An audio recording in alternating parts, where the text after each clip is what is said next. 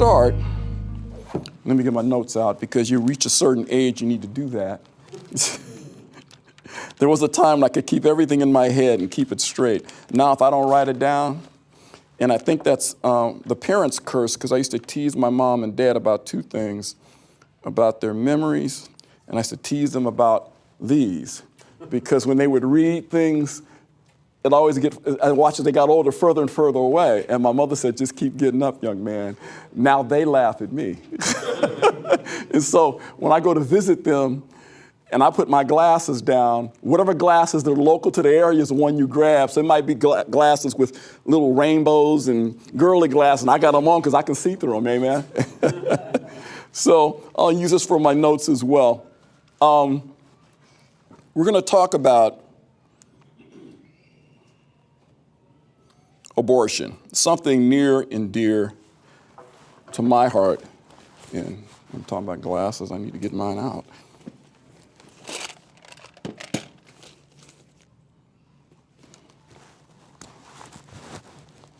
Here we go. And I'm going to share with you a story.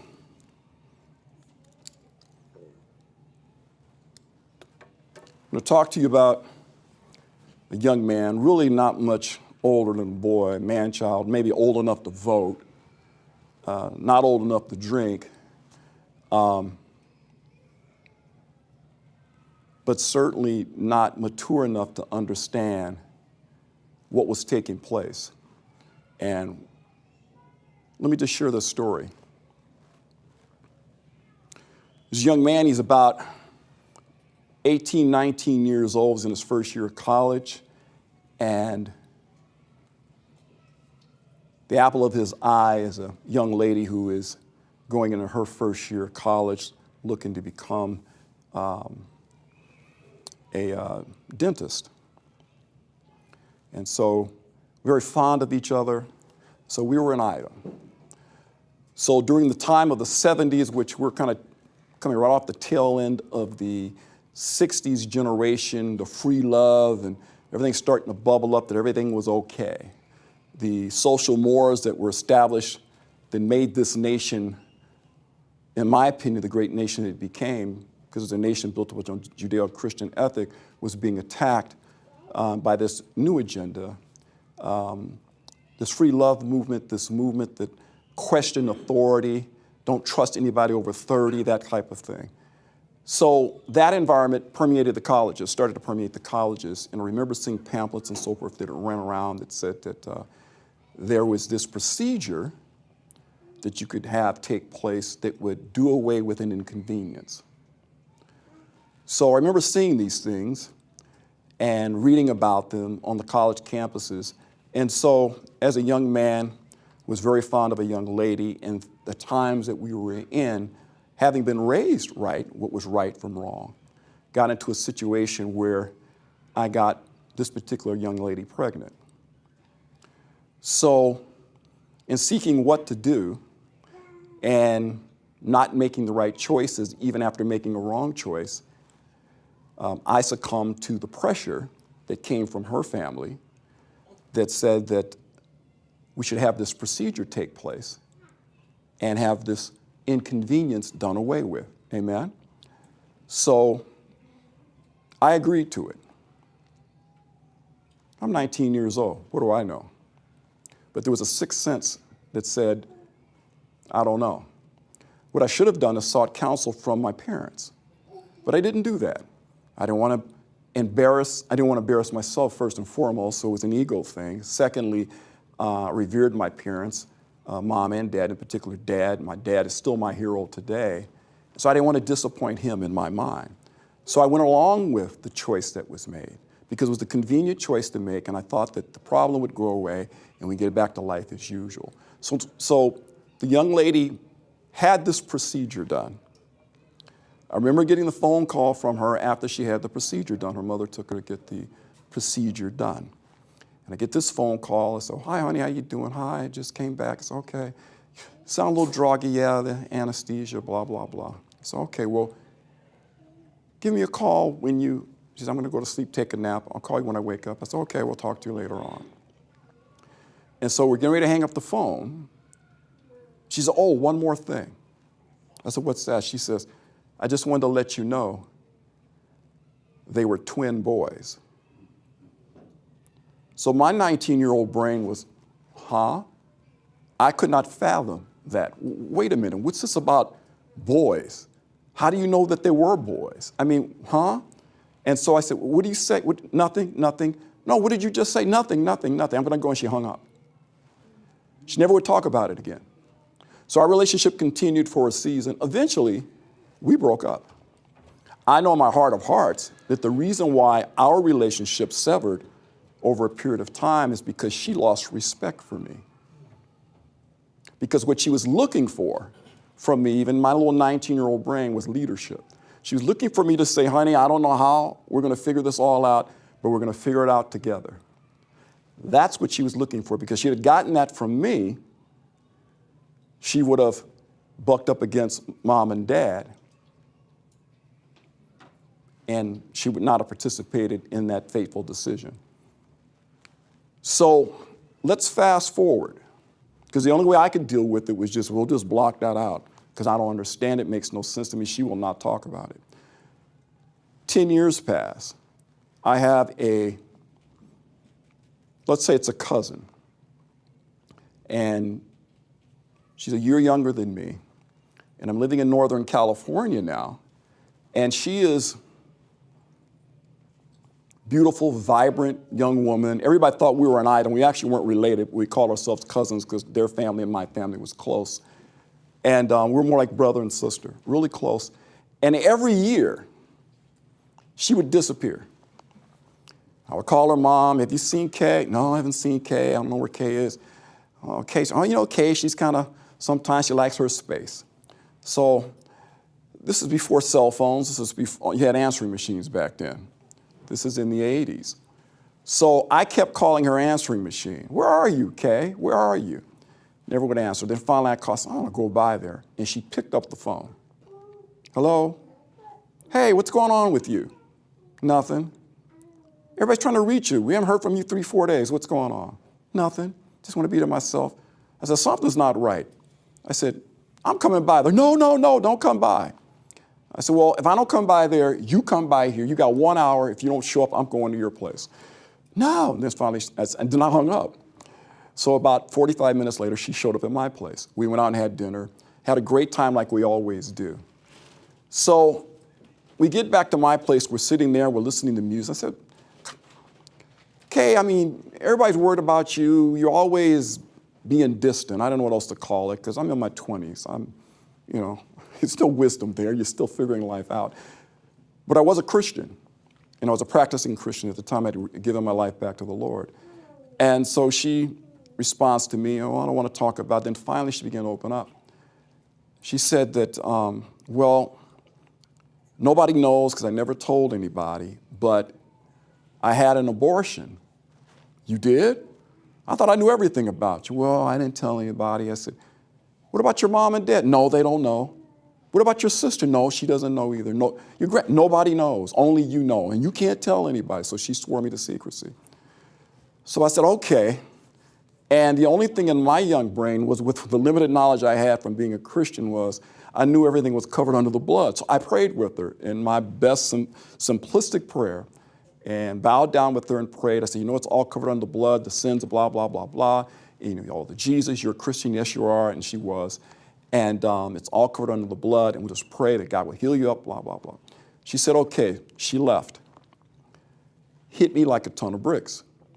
10 years prior, when I had participated in that fateful decision, oh my God, the young lady that was my high school and college sweetheart must be feeling the same types of anxieties and hurts and pains.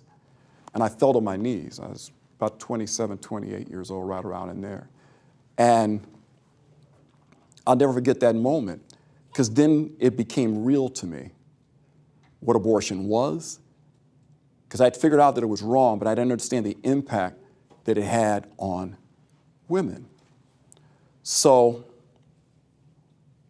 time passes, I relocate to Southern California. And she and I were pretty close. But when I moved to Southern Cal, we couldn't go out like we used to go out and hang out because of the distance. So I get a phone call from a family member. Are you sitting down? Yeah, what's going on? I have some sad news to share with you. I said, okay, what's the sad news? They said, Kay died. I said, what? Yes.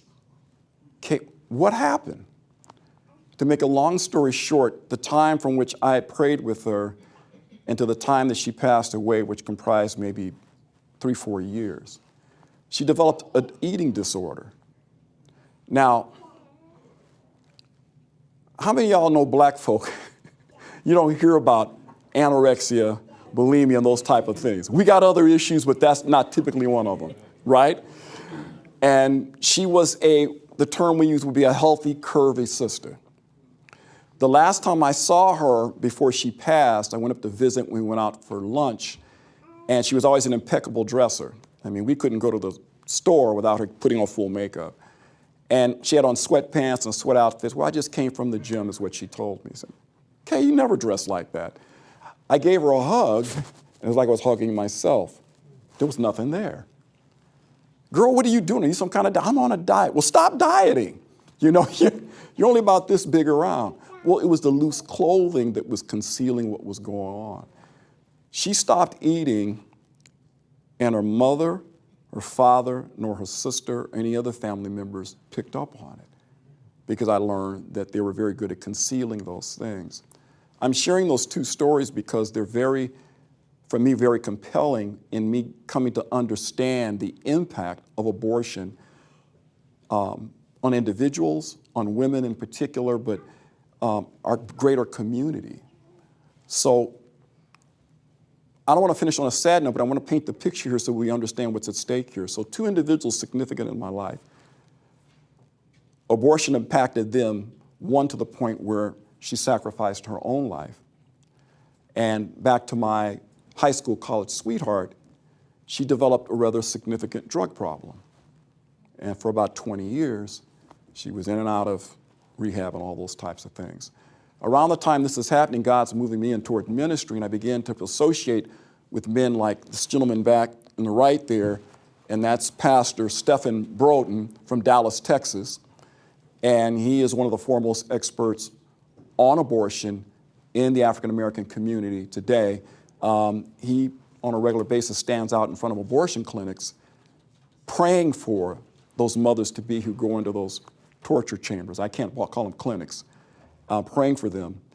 He's written numerous articles on it, his book's out on it, and he's one of the co-founders of the National Black Pro-Life Coalition, which is an association of the foremost experts in the nation.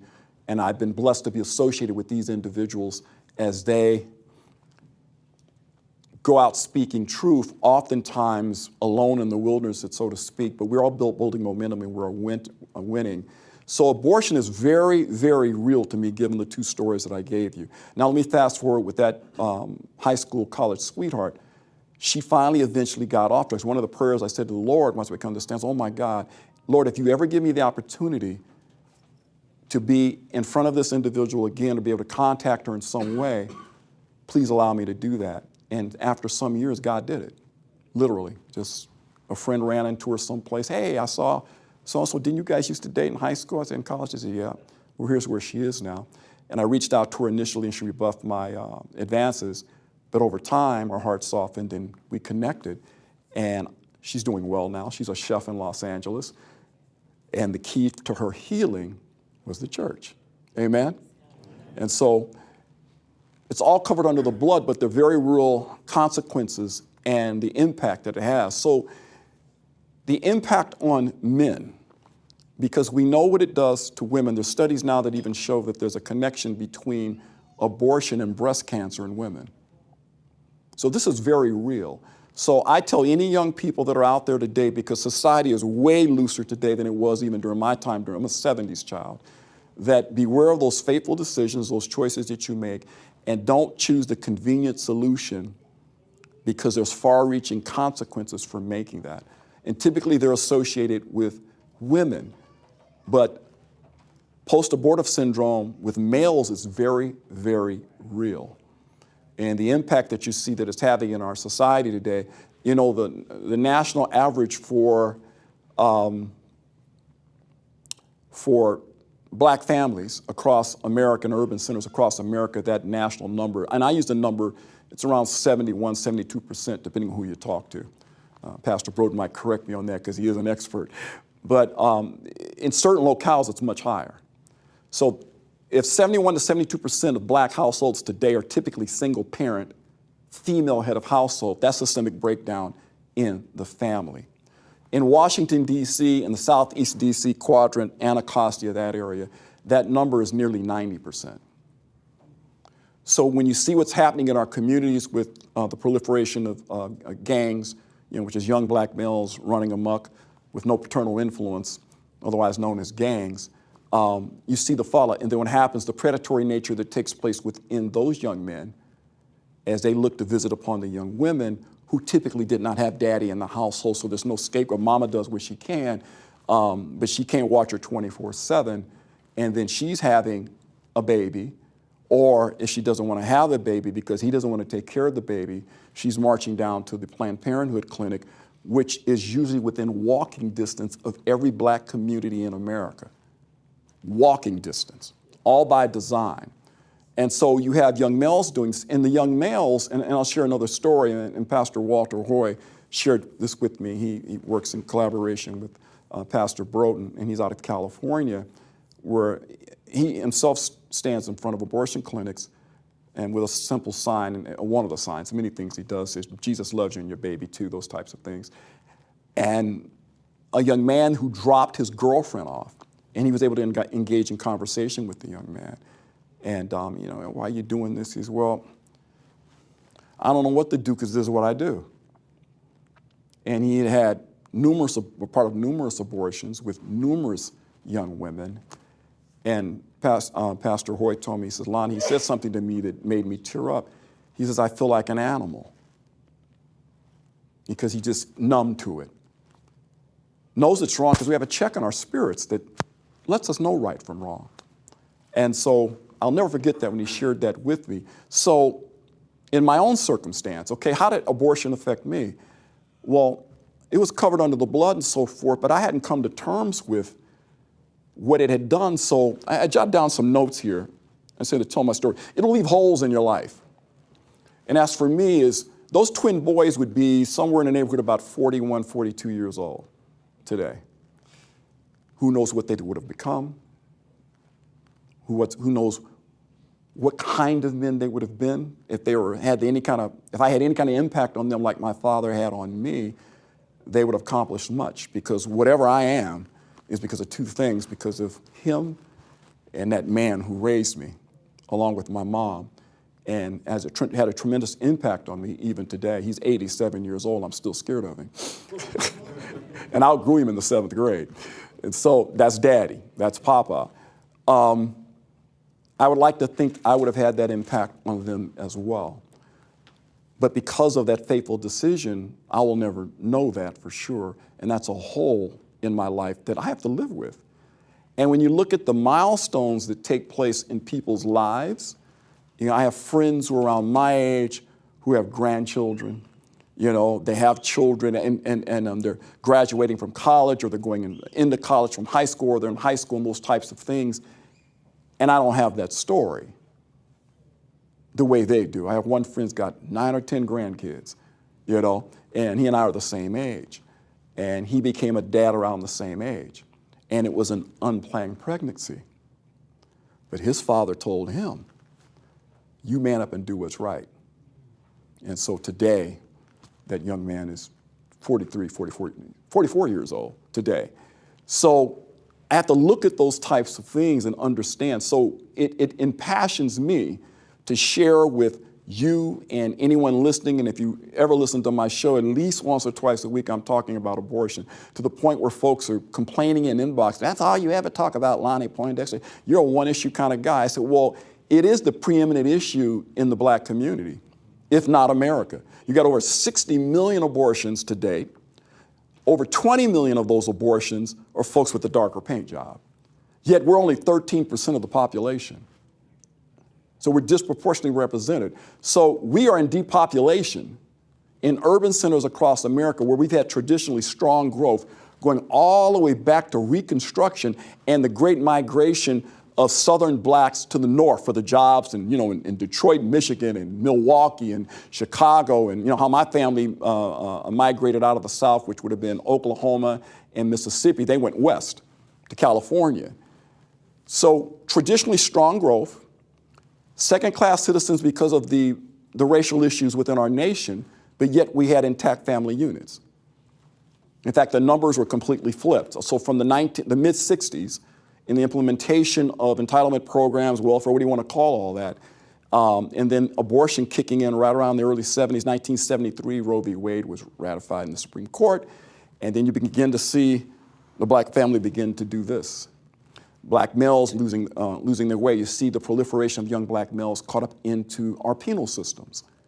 Those things are all tied together. And then you find that when you talk to these young men, like the young man that Pastor Hoy spoke with, he says, I feel like an animal. And he's like, why can't you do something? There's an impact on men.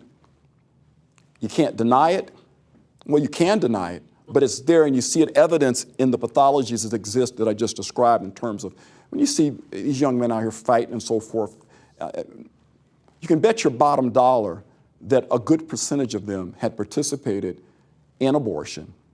And their way of dealing with this through false bravado, gang activity, drugs, all of sundry things that we hear about in the news. And if you don't deal with that, it affects you going on into your latter years. I have a good friend, and I can share his story because he's given me permission to. He's writing a book, Pastor Bruce Rivers. And Pastor Bruce Rivers is writing a book called No More Rivers. And it's a book about his journey and his participation in abortion, and he has no biological heirs. And he's in an age, he's a little bit older than me, he's not going to have children because his wife, they're at that age, having children is not part of the package, right? They're old enough now. And how he had his epiphany at a pro-life event in Philadelphia at Pastor Herb Luss Church, who's a pastor that has a pregnancy center in Philadelphia. Whole nother story about how he got that center there. But Pastor Luss said, can you go to this event for me? I can't make it. He goes to the event. Dr. Alveda King was speaking. Pastor Star Parker was speaking. And they begin to share the statistics, and it hit him like a ton of bricks. He had never dealt with the fact that he didn't have any biological heirs. They had to carry him out of there. Okay, a few years later, he finds out with the passing of his mother that he's going through her personal effects and calls her, are you sitting down? Famous, are you sitting down? Yeah, what's going on? I'm adopted. You're adopted? Yes, I'm adopted. Well, wait a minute, you look like you're, yeah, I was adopted into the same family that my birth mother comes from. So I look like the people, the family I'm adopted into. It was a second cousin, I believe it was. And he was able to track down and find his birth mother, and in 1955, which is when he was born, she was pregnant with him, and there was a little thing called the Negro Project. If you know anything about your history, the precursor to Planned Parenthood, and she had been encouraged to have a procedure done because they had this trial thing they were doing at this clinic in Philadelphia. So he finds out about abortion in the place that he played in it as an adult male in the same city where his mother could have had him aborted, but she elected to carry him to term and then lovingly gave him up to a family member who raised him as if he was her own son. Abortion for him impacted him that he had a 20-plus year drug dependency. And he didn't understand why. So all these things, and I'm 61 years old. So these things we're figuring and learning in our 50s, going into our 60s, about what impact those choices from back in our youth had on us as adult males today. So you can bury it like I did. I'm just putting it in the box. I'm not dealing with it, but it will bubble back up and deal with it. And so for him, and it was from him for his epiphany came at that event, but it was a book that he read called Fatherhood Aborted. I know Pastor Broden's very familiar with this book. and it's written by Guy Gordon and David Hazard. I believe Guy Gordon's passed away, or Condon's passed away, right? He's passed away, right? I'm not familiar with the book. I'm sorry. You know this book, no? Oh, okay, well, he's got his own books, that's why. He doesn't need this particular one. But this is what, Pastor Parker, you know about this book, right? Fatherhood Aborted? I may have heard the title. Okay, when I show it to you guys will remember. Anyway, so this book talks about the statistics and so forth that take place. So if my point being, anyone here today, it could be your family members. If you got over 60 million babies that have been aborted, that's not, they happen to somebody else. That's in your family. That's in your church. In fact, I tell pastors, because I work with pastors most exclusively, if you're wondering why your church ain't growing, maybe it's because there's an abortion clinic down the street that's doing away with your future congregants on a regular basis. And that's why I encourage and poke and prod pastors to step up and fight back. But the impact on men is tremendous. If you figure they've got these clinics in the black community and minority communities, and it's not just black communities this is impacting, it's impacting all Americans.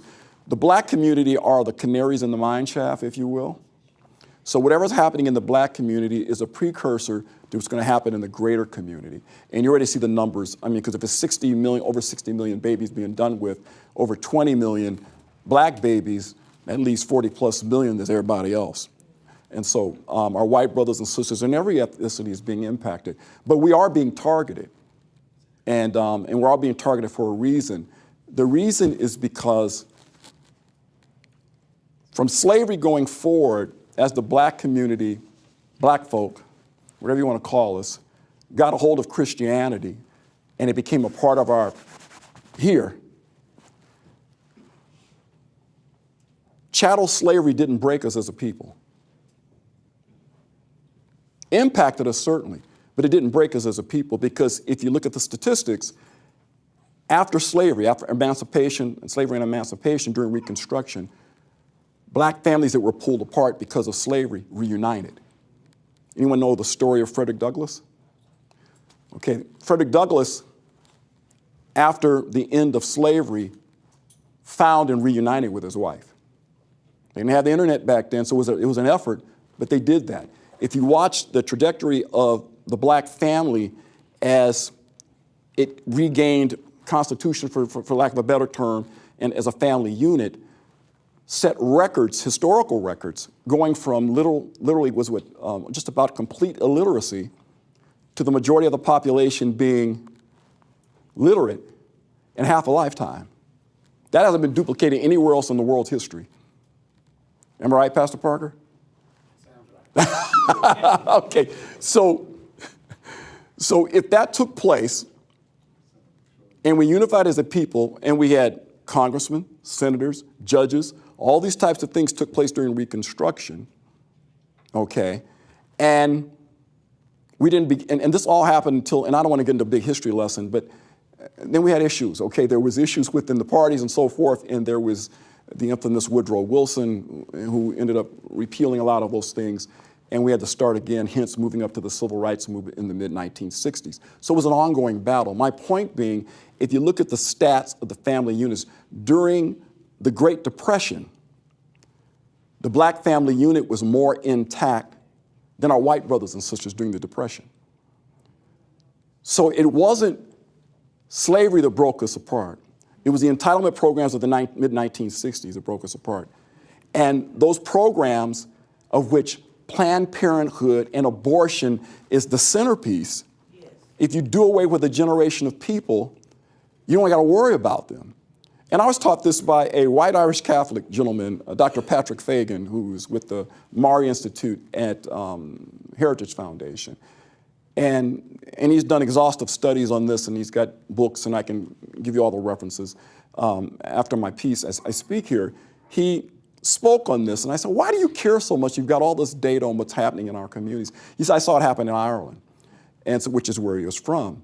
And he says, slavery didn't break you. Jim Crow didn't break you as a family unit.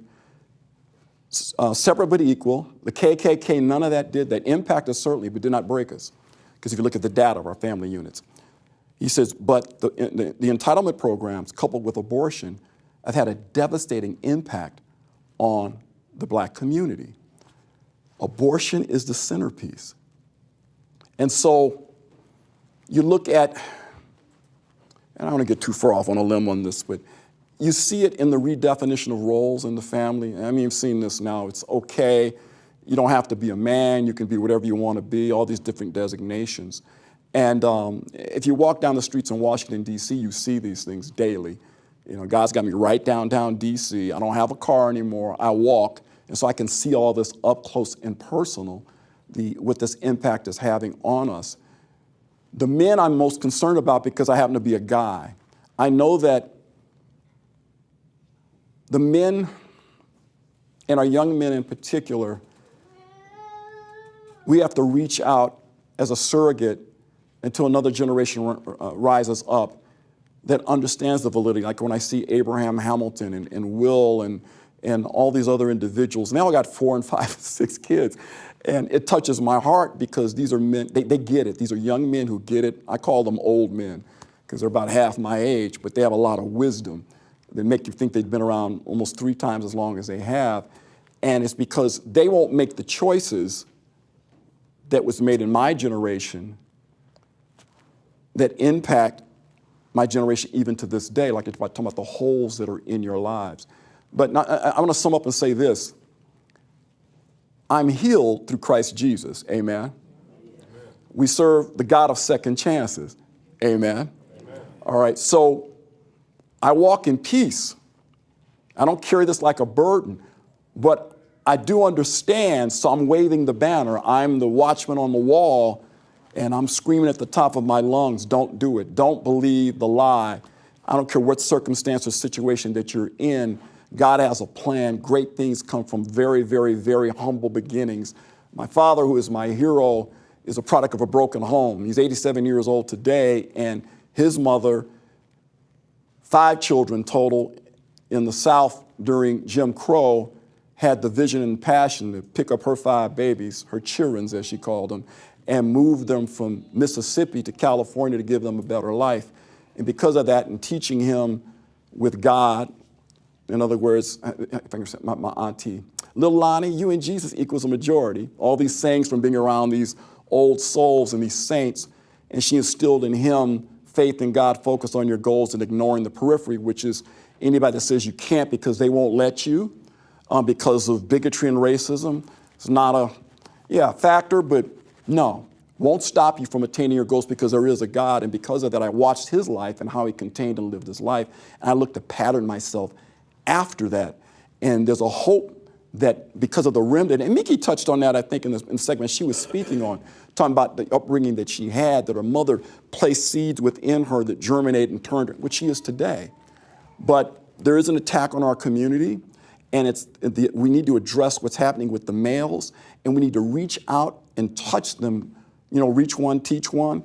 And so I'm involved in mentoring and things of that nature also. But I make sure that I dig in and find out what's going on with that because it's a thing nobody wants to talk about. So at this point, I want to look at the time here. I think I'm okay. And open it up to questions that you all might have. There's other information I could share with you about this. And then something I want to read to you. Anybody have any questions or comments? Go ahead, Ken. I'm not sure how to phrase the question, but do you think this is more of a spiritual attack, or is there something systemic going on? Because like when I talk to someone one-on-one, I'm not aware of any individual who kind of wants to destroy a race. Is it the enemy, or is it systemic, or both? What's your take on that? I think it is spiritual. Okay. I think it is spiritual. If I can go back to what Dr. Patrick Fagan said, he said that he talked about what chattel slavery did and so forth and how it didn't break the black community. But he said the entitlement programs most certainly have nearly destroyed us as a community today. I said, okay, because I'm still trying to get where he's going with this. He said, if those things could not break the black community, but this thing does break the black community, he says, so goes the black community, so goes America. So goes America, so goes the world.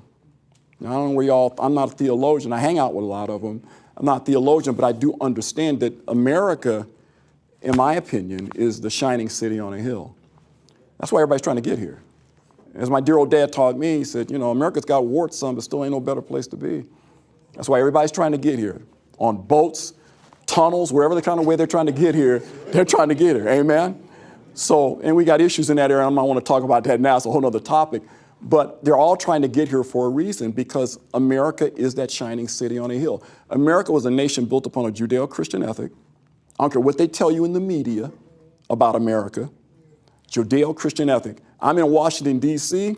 You can't hardly throw a rock and hit a building that doesn't have some kind of scripture or religious epithet on it. Everywhere. They're trying to tell you separation between church and state. Myth and a lie. Nowhere in the founding documents.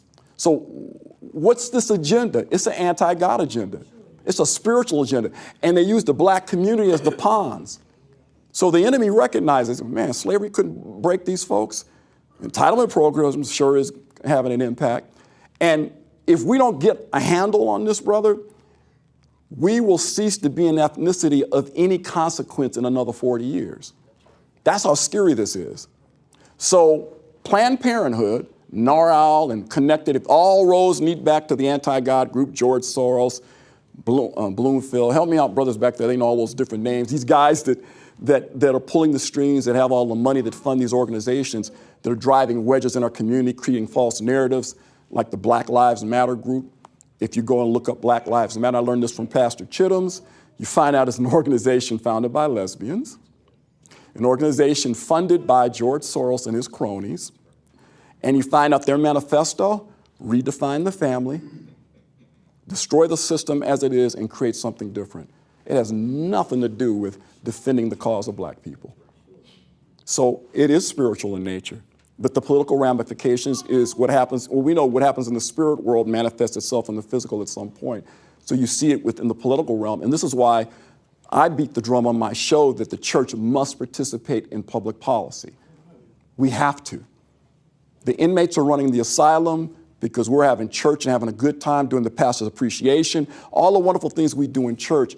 But if we're not participating in public policy, which, by the way, the government was set up by our Creator for us. We're one of the few countries in the world that can vote our leadership in or out. Everybody else got fiefdoms and monarchies and so forth.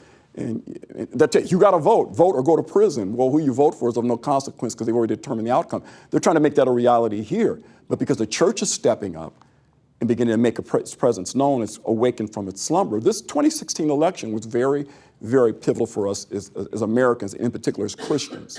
And I know we got an individual in office that folks are still kind of scratching their head about, but if you watch his policies,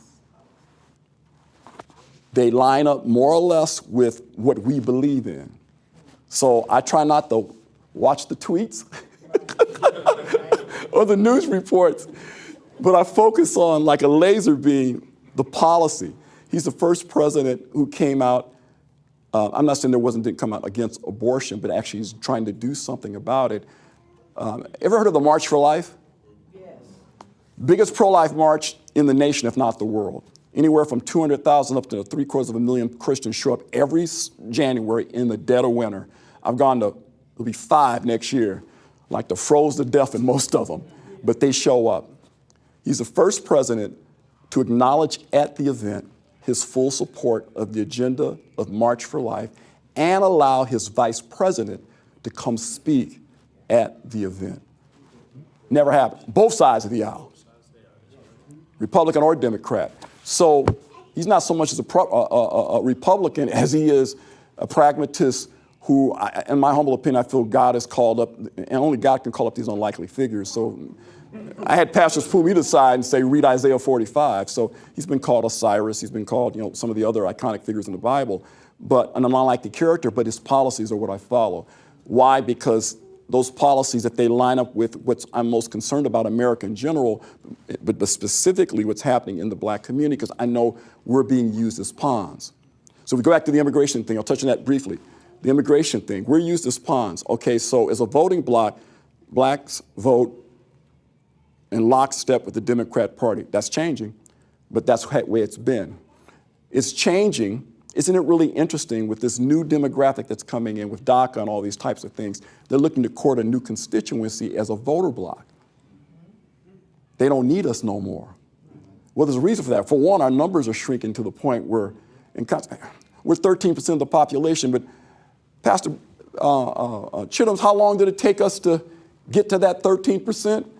Many, many, many years. We just crept along like this. That's because, well, another statistic, and Pastor Broden, I think, was in this campaign in New York City, where they put up this sign that says that and I'm going to paraphrase it because I know I don't. Dangerous place for an African American is in his mother's womb.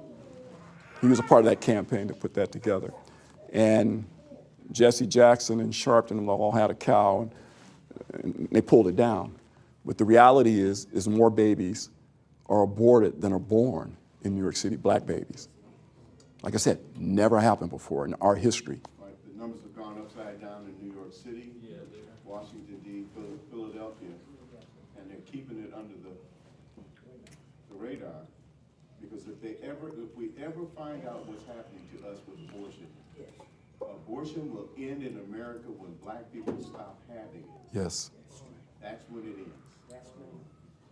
And what we have to do as Christian folk of all ethnicity is participate in pushing back and boldly do so. We've got to be like Pastor Broden, like Pastor Rob Chittums, like Pastor Sanders back there, another bold soul. And I hang out with the rabble-rousers, and because they're bold enough to stand up and speak truth, and it emboldens me to do it from my little bully pulpit, which is a microphone, and in our nation's capital with initiatives and so forth that we're participating in. So to sum up, let me read this before we finish up here, because I think I got a few minutes. I found this yesterday. People are always sending me things. This is from a Miss Felicia Killings, a beautiful young African-American woman who has our worldview, solid Christian, has a testimony as well. But she posted this on August 17th, and let me read it. It says, "A true story. This morning, my 6-year-old daughter, Aaliyah, woke up and told me about the dream she had the night before. She said, 'Mommy, did I have a big sister?' In my dream, I saw that I had an older sister. At first, I thought she was talking about having younger siblings because she really wants that. But then I instantly recalled the moment I decided to abort the pregnancy before her using the abortion pill. I've heard numerous stories of children having dreams about their aborted siblings. I have as well. I've featured some individuals on my show, clergy, whom they've seen in a heavenly vision. In the dreams, the child that was aborted shared something with the born child, a message or memory that only the mother would know. Each time I heard these stories, I was amazed by what would take place in the dreams, but I never imagined Aaliyah being among those dreamers. And her little girl's maybe, I don't know, 6 or 7 years old, somewhere in there. So when she said, 'Mommy, why didn't you tell me that I had an older sister?' my heart almost broke. For the first time, I had to share with my daughter a modified version of what abortion is.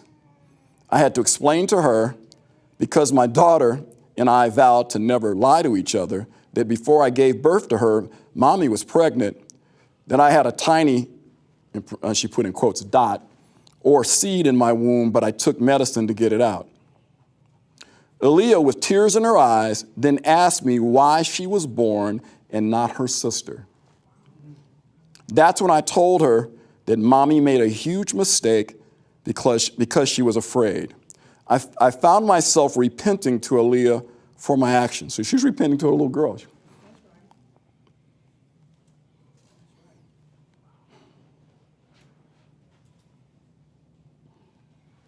In this conversation, Aaliyah asked me if she were ever to get pregnant, would she have to make the same decision that I did with her sister, especially if the husband, man she's with, makes her afraid. I told her no. I said, don't ever feel that you have to get that dot out of your body because you're afraid. Always know that Mommy will be there for you and Mommy will help you. Some might say that such a discussion should not be with a 6-year-old. But in today's society, Christian parents have to teach our children what's right before the world gets a hold of their minds. This conversation with Aaliyah was one of the hardest things I've ever had to do. But I'm grateful that the Lord brings redemption. Am I grateful that the Lord has his way of revealing himself to my daughter? She has a great big heart. Her dream was so divine. I know now that I have to take care to teach her how to handle the spiritual gifts well. If you know of someone who is contemplating having an abortion, share this post. We may never be able to overturn Roe v. Wade. She's a bit pessimistic. We're very optimistic. But we can reach out to women to help save the life of the unborn. That unborn child has a spirit, and as my daughter's dream revealed, these persons were very much alive and full of purpose, even at conception. Aaliyah's older sister never had a chance to walk out her purpose in the earth because I prevented that. But perhaps this dream from heaven will give Aaliyah a sense of purpose in helping to promote the pro-life endeavors. Pray for my baby girl. She just may be a modern-day Esther, speaking on behalf of the unborn. I got this on the 17th. It rocked me when I got it. And when I think about that and the age that she was, she's a young woman. I think about the father-to-be that was involved. And I can reasonably expect that if he had stood up, or as Pastor Walter Hoy would say, Lonnie, you got to lay down in front of the bus and tell them, in the car, you can't go, you got to run over me, you can't go to the clinic and do that. If he had done that. And because young men who don't have fathers, because we had a generation and a half of young men with no fathers, are allowing these things to take place, and everybody suffers. So this is a recent post, and I just, okay, Lord, you want me to share it out? I'm going to share it. I'm going to post it it's in my social media, so for those of you who are not connected to me in social media, I can get it to you so you can get it as well. So without any other questions and so forth, go ahead, brother. So I'm curious, have you ever had anybody say to you, I'm sorry, I wrote this down so I wouldn't screw it up. How do you respond to somebody who says, Lonnie, how can you be against abortion when you have benefited from it? You become successful, everything you were trying to avoid. And I'm not arguing with you. I'm saying I can see people being like, yeah, hey, this is hypocritical. Right. How can you, it all worked out for you. Look at you, yeah. Big success. Yeah. Have you ever had anybody ask you that? And if not, what would you say? I certainly have been asked that. Yeah, in a matter of different ways. Chelsea Clinton just produced something recently that speaks to that. That the GDP went up and benefited by trillions of dollars because of abortions. What? In my instance, don't let the suit fool you. I paid a price for that choice. Let me read something to you quickly. Sorry, I didn't mean to get you off. No, you actually got me right on track because I had some little notes in here pertaining to that.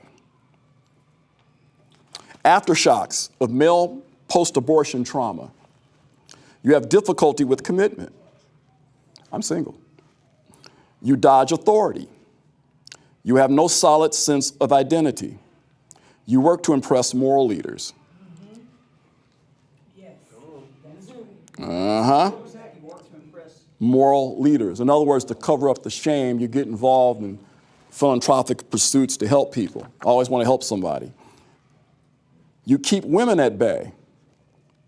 You have trouble bonding. You fear impending tragedy. You don't own your mistakes. You feel inadequate as a leader. It impacts you. I'm a work in progress.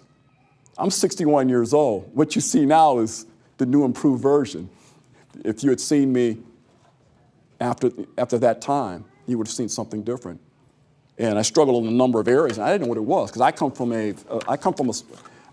a family of achievers who came from humble beginnings and became successful. I don't know what's wrong with my son. I wish he'd just get his life together. It's not the first time I heard that. Do you understand what I'm saying? It has an impact, and it impacts people differently. As I mentioned, my friend Pastor Rivers, he developed a drug problem.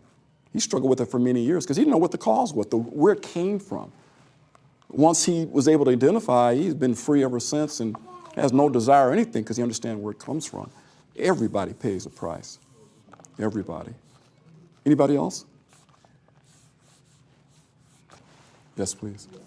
I would like to say, I am also not a post-aborted, but that I attempted an abortion. And my daughter now is 50 years old. Uh-huh. Praise God. The impact that it had on her was a cleft lip. So therefore, it was said many times, how did the lip come? Why was the lip there? So I had to, being a Christian, speak the truth as to what happened to mommy and daddy. Yeah. That they were told us, because I did not come on for that month, that I was just late. And they gave him 3 pills to give to me. Uh-huh. And they said she must take all 3. Yes. So therefore, I took the first pill.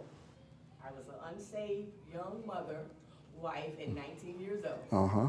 And I took the first pill down. And the second pill, I began to put it in my mouth 3 inches. I have to teach on 3 inches a lot of times. Uh-huh.